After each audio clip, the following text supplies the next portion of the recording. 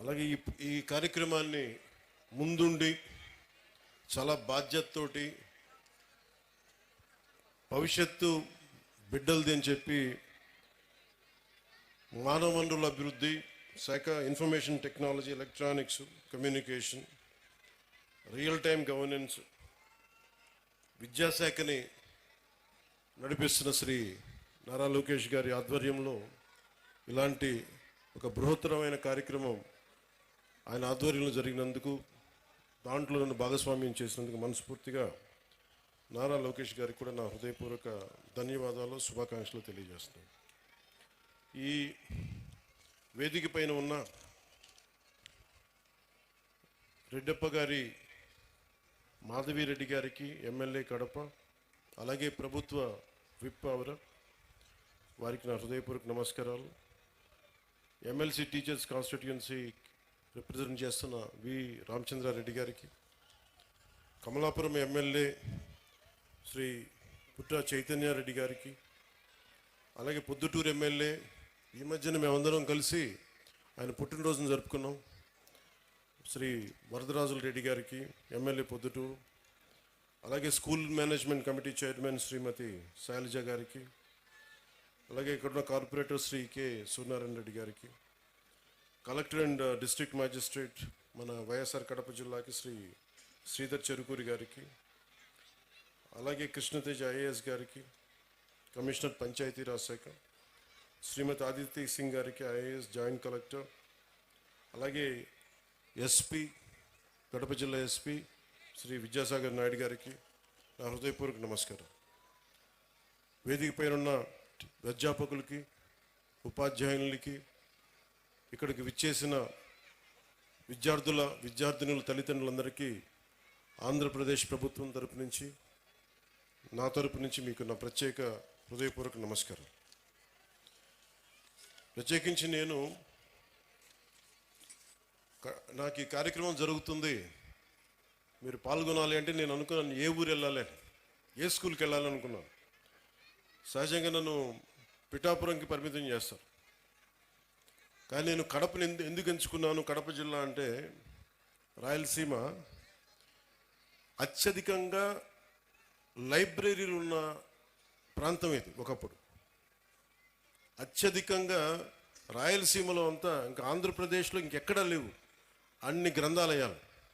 సరస్వతి గ్రంథాలయం అని కానీ, మనకి పులివెందులు కానీ, ఇలాంటి గ్రంథాలయాలు ఒకప్పుడు విలసిల్లిన ప్రాంతం అది. అంటే చదువుల నేల ఇది.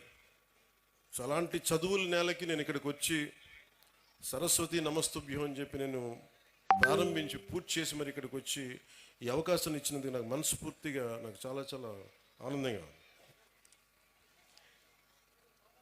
ఈరోజు మీకు నేను ఏం చెప్పాలి, ఇవన్నీ ఒకటి అనుకుంటే నేను ఒకటే నిర్ణయం తీసుకున్నాను. నేను మీతో పంచుకోవడానికి వచ్చాను నా భావాలు. చాలా గొప్ప నేల ఇది. ఒక మొల్ల రామాయణం, ఒక అన్నమయ్య, మొల్ల, వేమన, పుట్టపర్తి నారాయణాచార్యులు గారు, ఒక చంద్ర పుల్లారెడ్డి గారు, ఒక తరిమేల నాగిరెడ్డి గారు, బళ్ళారి రాఘవ, కేవీ రెడ్డి గారు, బుయ్యాలవాడ నరసింహారెడ్డి గారు, గారిచెర్ల హరిసర్వోత్తమరావు గారు, ఇలాంటి మహానుభావులు ఎంతోమంది రాయలసీమ నేల నుంచి వచ్చారు. అలాంటి నేలకి తిరిగి పునర్వైభవం రావాలి. రాయలసీమ అంటే అభివృద్ధికి వెనకబాటు కాదు, అవకాశాలకి ముందుండి నడిచే ప్రాంతం అనేది మన అందరికీ అనిపించుకోవాలి.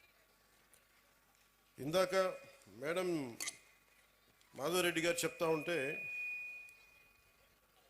నీటి సప్లై సమస్య ఉంది, మాకు ఇక్కడ ఇబ్బందిగా ఉంది అంటే, నరేగా ఫండ్స్ ముందుగా నీటికి చాలా తీవ్రమైన సమస్య కాబట్టి ముందుగా మేడం అడిగిన దానికి నేను సమాధానం చెప్తా ఉన్నాను. జాతీయ ఉపాధి హామీ కిందకు వచ్చే నరేగా ఫండ్స్ కూడా గవర్నమెంట్ ఆఫ్ ఇండియా కేవలం పట్టణాల్లో కాదు, గ్రామాల్లోనే దీన్ని నిర్దేశించబడింది. వాటి వరకే పరిమితం చేయాలి. పట్టణాలకు వచ్చేటప్పటికి అమృత్ స్కీమ్ కింద బలమైన అవకాశాలు ఉన్నాయి. ఖచ్చితంగా దాన్ని పరిశీలిస్తాం. అలాగే మీరు చెప్తున్నప్పుడు ఇద్దరు ముఖ్యమంత్రులు వచ్చారు ఇక్కడి నుంచి, ముఖ్యంగా వైఎస్ఆర్ కడప జిల్లా నుంచి. ఎవరు ఎక్కడి నుంచి వచ్చారని కాదు, కానీ ఎంత చేసుకున్నారనేది ముఖ్యం.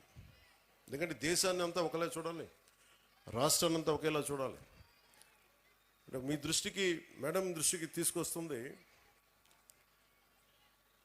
ఉదాహరణకి 2014-19 సమయంలో నేను ఉద్దానం సమస్యను బయటికి తీసుకొస్తే, ఆ రోజున గౌరవ ముఖ్యమంత్రి చంద్రబాబు నాయుడు గారు, అప్పుడు ముఖ్యమంత్రి, 61,80,00,000 రూపాయలు ఆ రోజున చేసి ఆ ఉద్దానం ప్రాజెక్ట్ని ముందుకు తీసుకెళ్లారు.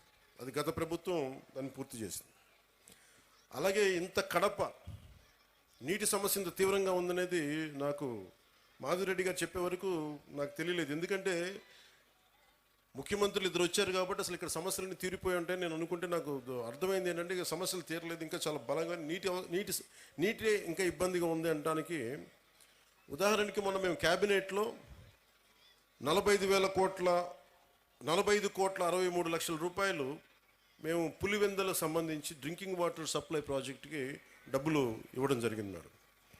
అలాగే డ్రింకింగ్ వాటర్ సప్లై కర్నూలుకు కూడా 36,56,00,000 ఇవ్వడం జరిగింది.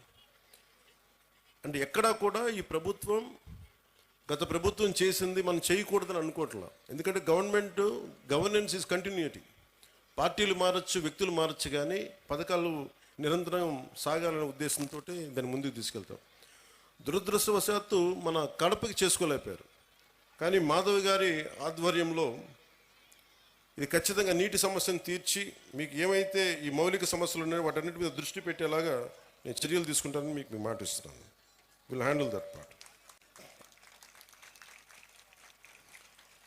అలాగే మన వైఎస్ఆర్ కడప జిల్లాలో 36 మండలాల్లో ఉన్న 2,043 స్కూల్స్, 64,971 మంది విద్యార్థులు, 74,698 మంది విద్యార్థులు, దాదాపు 1,40,000 మంది ఈ రోజున మన కాలేజీలో, మన స్కూల్స్లో చదువుతూ ఉన్నారు.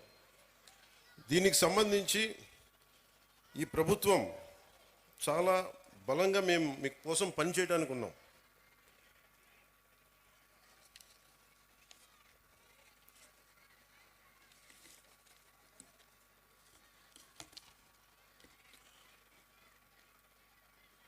ఒక దేశం ఎంత అభివృద్ధిలో ఉంది అంటానికి హ్యూమన్ డెవలప్మెంట్ ఇండెక్స్ అని మనం ఉంటుంది. దాంట్లో ముఖ్యంగా వచ్చేది హెల్త్ ఒకటి, వాటర్, శానిటేషన్, ఎంత పౌష్టికాహారం ఉంది, క్యాలరీ ఇంటేక్, లిటరసీ, ఎడ్యుకేషన్, ముఖ్యంగా ప్రైమరీ, సెకండరీ, ఇవన్నీ ఎలా చెప్తామని.